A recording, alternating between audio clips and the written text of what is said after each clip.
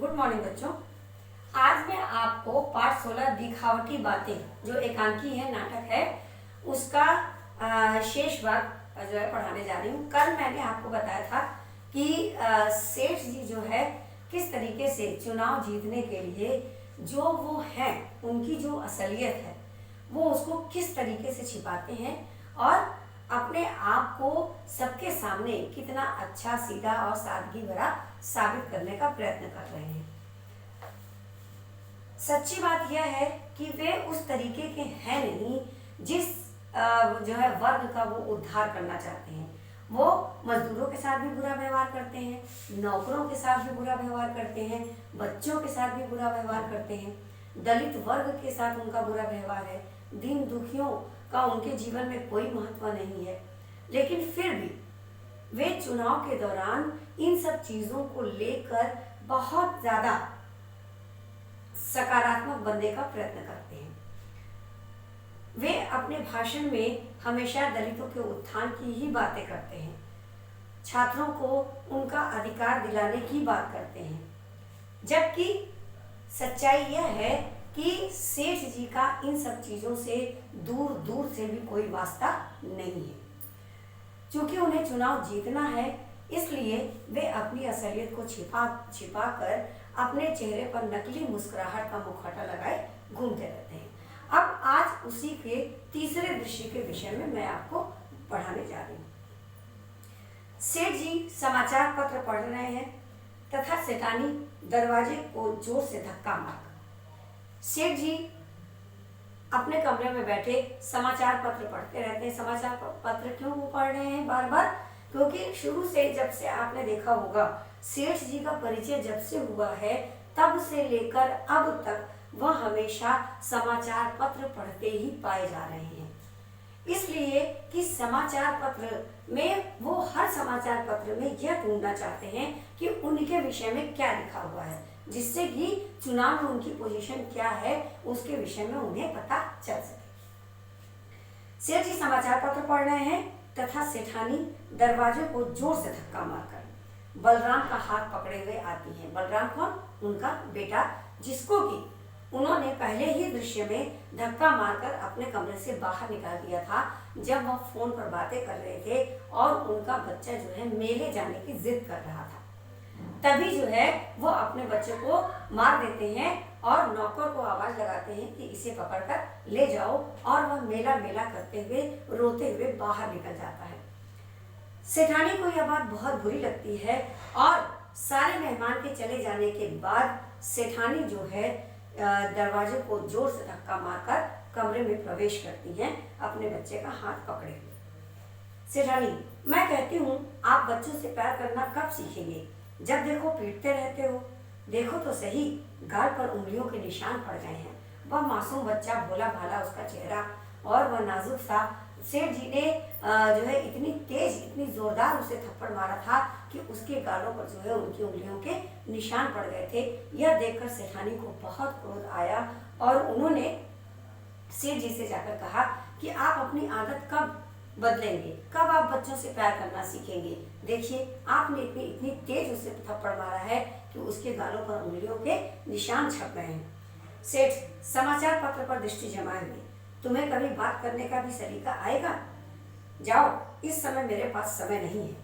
सेठ समाचार पत्र की ओर से अपनी निगाह नहीं हटाते और वह सेठानी को बोलते हैं कि तुम्हें तो बात करने का सलीका ही नहीं है, तुम बात करने का सलीका कब सीखोगी? जाओ जाओ, इस समय हमारे पास वक्त नहीं है कि मैं तुम्हारी बात का जवाब दे सकूं।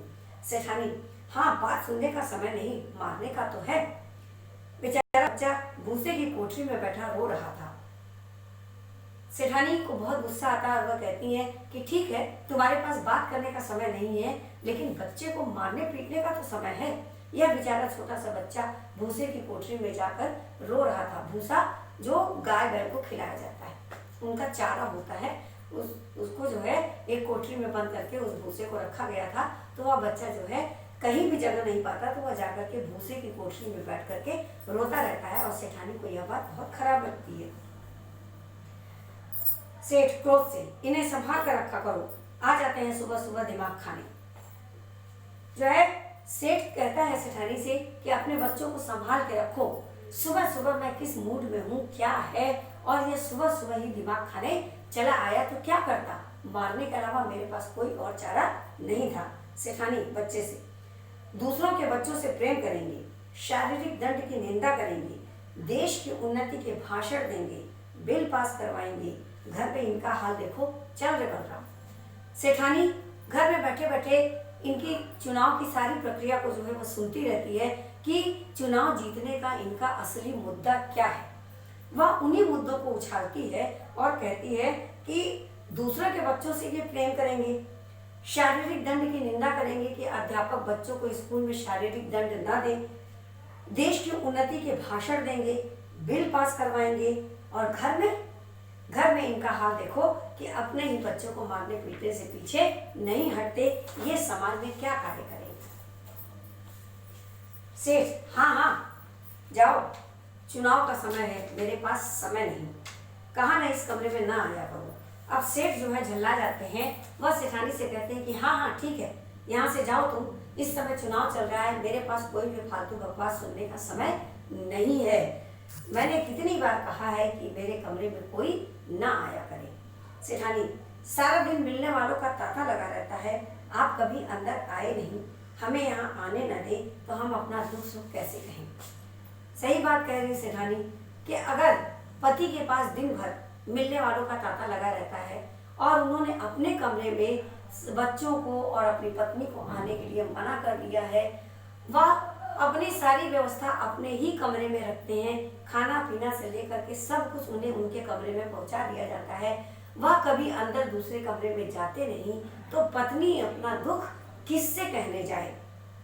सेठ, तो मैंने कौन सा सिर फोड़ दिया है जो कुछ कहने की जरूरत है, तुम औरतों से तो बात करना ही, अब जाओ। सेठ कहते हैं, अरे मैंने मारा ही तो है थप्पड़, मैंने कौन सा उसका सिर फोड़ दिया कि जो कि तुमको कुछ कहने की जरूरत पड़ी, तुम औरतों से तो बात करना ही गुनाह है, अब यहाँ से चली जाओ। सेठानी, राम लखन जा एक तांगा ले आ, मैं अभी मायके चली जाऊंगी। अब सेठानी जो है सेठ जी कहती है, सेठ जी को सुनाने के लिए अपने नौकर को आवाज लगाती है कि राम लखन जाओ और अभी एक तांगा लेकर के आओ, मैं मैके चली जाऊंगी अपने बच्चों को लेकर के। और पैर पटकते हुए बाहर जाती है, दरवाजा धड़ाम से बजता है, खूब तेज दरवाजा जो है बंद करते हुए निकलती है पैर पटकते हुए, तो दरवाजे की आवाज जो है धड़ाम की आती है। तभी अचानक फोन की घंटी बजती है। सेठ कर्कश आवाज में, हेलो हेलो, श्रीमती सरला देवी, आवाज में मधुरता लाते हुए। अब देखिए फिर इनका रूप किस तरीके से परिवर्तित हो गया। पहले तो इतने नाराज थे और सेठानी मायके जाने की बात करने लगी, तो सेठ जी का दिमाग तो वैसे ही खराब हो गया था। तभी जब फोन की घंटी बजी तो बहुत कर्कश आवाज में, बहुत कठोर आवाज में इन्होंने फोन उठाया और हेलो कहा, लेकिन जैसे ही उधर से यह पता चला कि ये श्रीमती सरला देवी जी फोन पर हैं, तो तुरंत इनकी आवाज में जो है मधुरता आ गई और यह बड़े प्यार से उनसे बातें करने लगे। क्षमा कीजिए, मैं कुछ परेशान था। और तुरंत इन्होंने जो है सरला देवी से क्षमा मांगी और कहा कि क्षमा कीजिए, मैं जो इतनी तेजी से आपसे बोल गया तो इसके लिए मैं आपसे क्षमा चाहता हूँ, क्योंकि मैं जो है बहुत अभी परेशान था। कहिए कैसे याद किया। जी हाँ, तबीयत तो ठीक है। कहिए आपके महिला समाज ने क्या पास किया है, मैं भी कुछ आशा रखूं क्या। अब देखिए, पहले तो इन्होंने विद्यालय, विश्वविद्यालय, छात्रावास, मजदूर यूनियन संघ, नौकर यूनियन, ठीक, और दलित वर्ग, शोषित वर्ग, मजदूर, इन सबों में अपना भाषण दिया था। और अब इन्होंने महिला समाज में जाकर के भाषण दिया। अब महिला समाज के विषय में यह श्रीमती सरला देवी से पूछ रहे हैं कि बताइए कि आपके महिला समाज ने क्या पास किया है, मैं भी कुछ आशा रखूं क्या कि उनका वोट जो है मुझे मिलेगा। मैं आपका अत्यंत आभारी हूँ, मैं तो महिलाओं का बहुत सम्मान करता हूँ। अभी देखिए, इसके कुछ देर पहले अपनी ही घर की लक्ष्मी के साथ, अपनी ही घर की पत्नी के साथ इनका बर्ताव कैसा था, अब बाहर की श्रीमती सरला देवी से इनका बर्ताव कैसा है।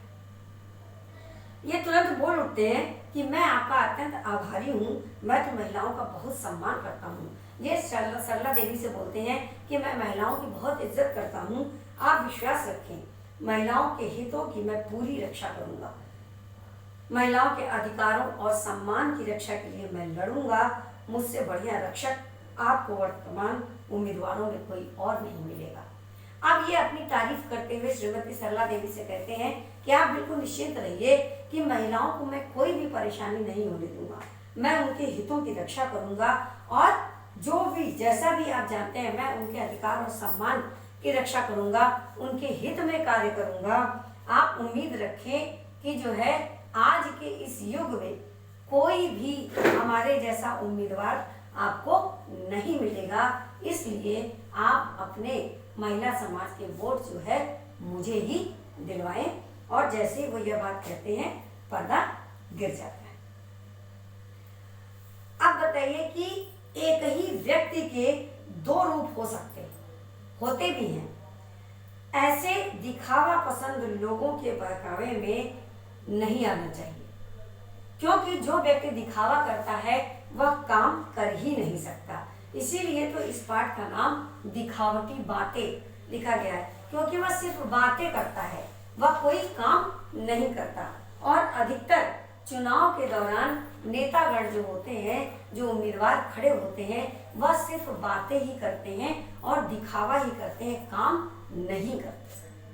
और जो काम करते हैं, अगर मान लिया कि कोई नेता अच्छे हैं और जो काम करते हैं, तो दूसरे उनकी इतनी आलोचना करते हैं, उनकी इतनी निंदा करते हैं, पल पल में उनके पैर खींचते हैं कि वह जो है कोई काम कर ना पाए।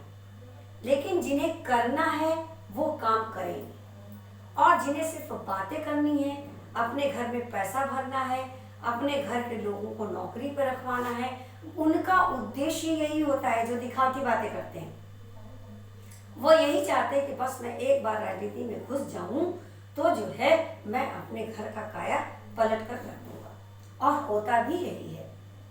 अधिकतर नेता जो है, आप उनके घर में चले जाइए, 4-4, 5-5 4 व्हीलर खड़े होंगे, इतनी सुंदर बिल्डिंग बनी होगी। अगर वो शुरुआत में जो है मध्यम वर्गीय हैं तो वह करोड़पति बन जाते हैं।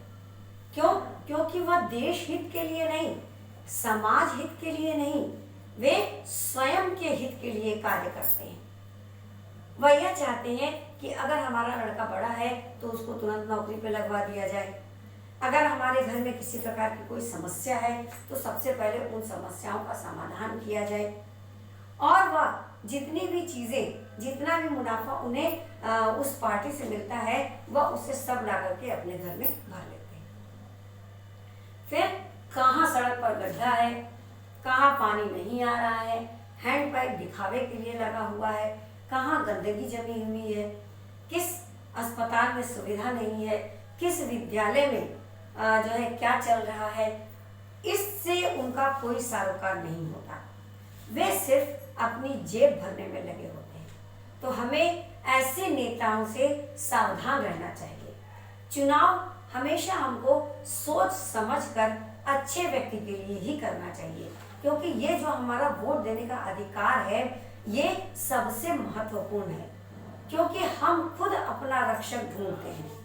लेकिन अगर वही हमारा रक्षक हमारी थोड़ी सी गलती से, हमारी नासमझी से वही रक्षक भक्षक बन जाता है, तो 5 साल तक हमें उसको झेलना ही रहता है, और 5 साल में वह नेता जो है 50 साल की चीजें जो है अपने घर में भर लेता है।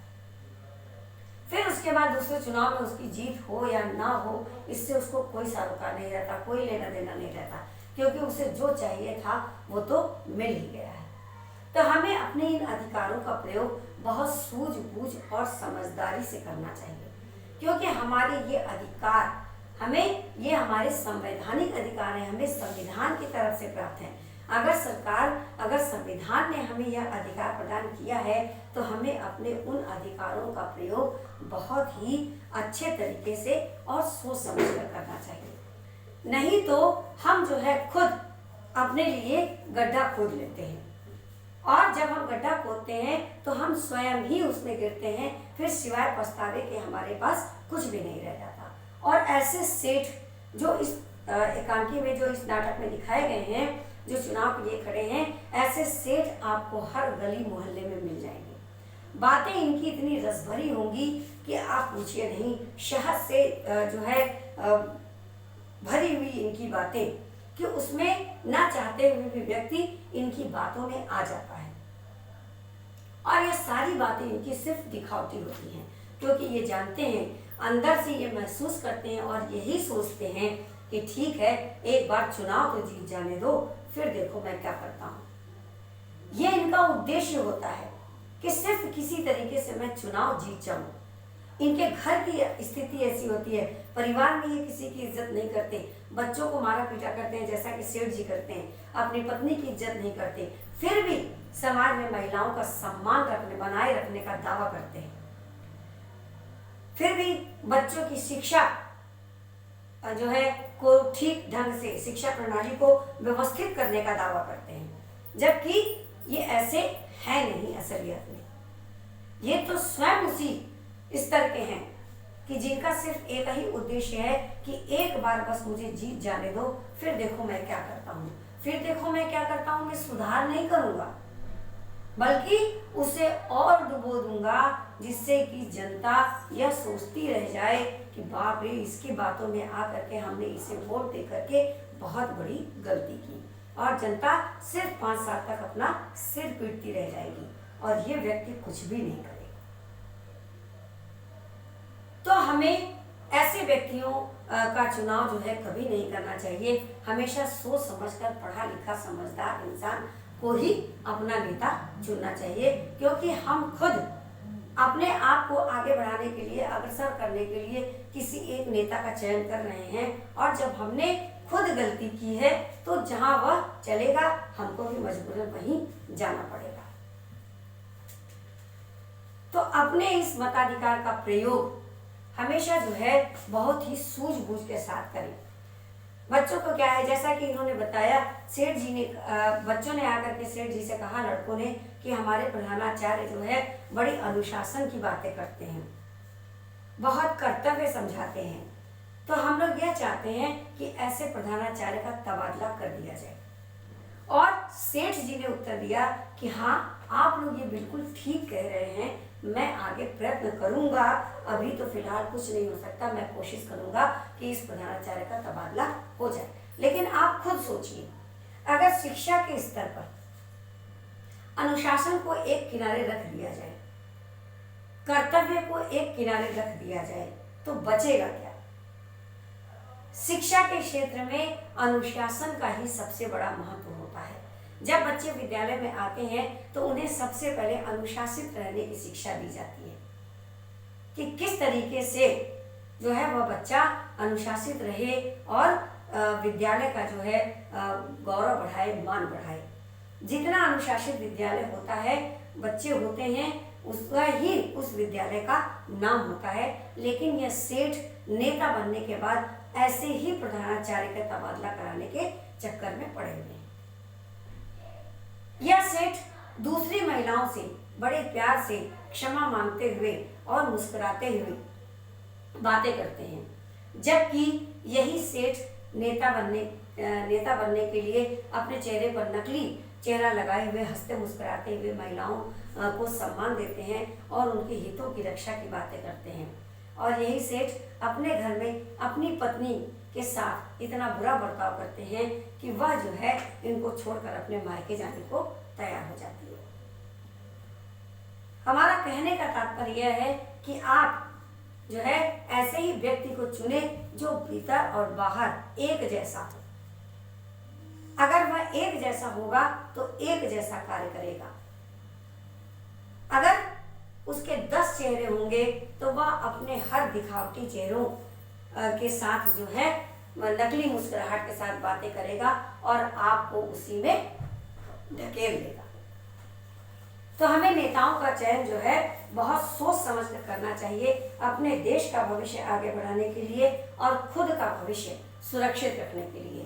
तभी हम एक अच्छे और सम्माननीय देश की कल्पना कर सकते हैं, जब हमारे नेतागण खुद जो है सम्माननीय हो और पढ़े लिखे समझदार हो। अगर वह अनपढ़ गंवार है तो उनका बुद्धि विवेक जो है उतना ही रहेगा जितना कि वो अपने अनुभव के आधार पर, उन्हें अनुभव अपने गांव के हिसाब से मिला हुआ होगा। वो ये सोचेंगे कि चलो अभी तो सबको एक साथ जो है भेड़ बकरियों की तरह लगाए हुए हैं, बाद में सबको छिटका के दूर कर देंगे, और वो अंत में यही करते हैं। तो आप सभी जो है जब भी अपना नेता चुने तो समझदारी और सूझबूझ के साथ एक पढ़ा लिखा नेता ही चुने जो आपका आदर्श बन सके। धन्यवाद।